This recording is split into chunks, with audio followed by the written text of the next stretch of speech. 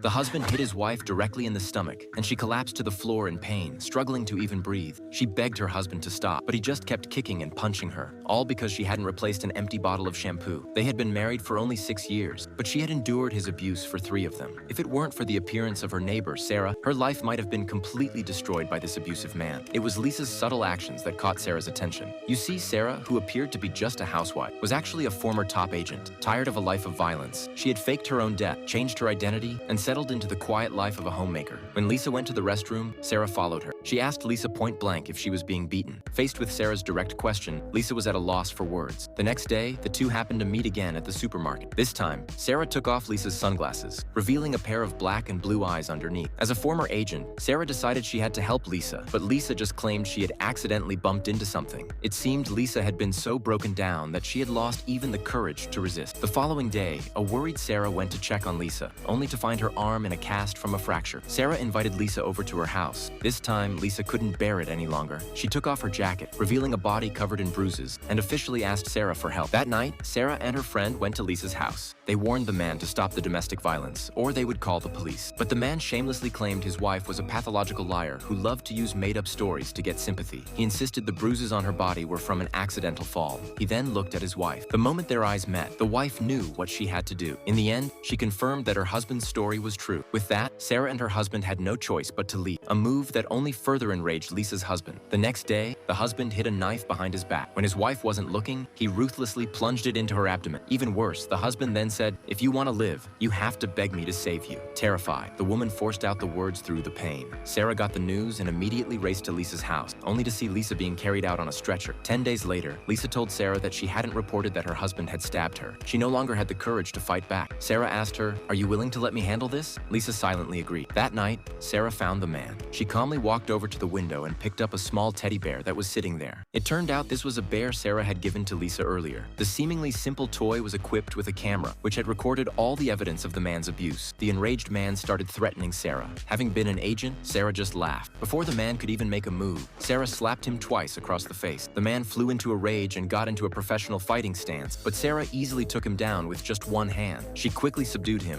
and threatened that if he didn't want his life ruined, he would agree to a divorce. Then she took the wedding ring off his finger. Terrified of being beaten to death, the man agreed in a panic.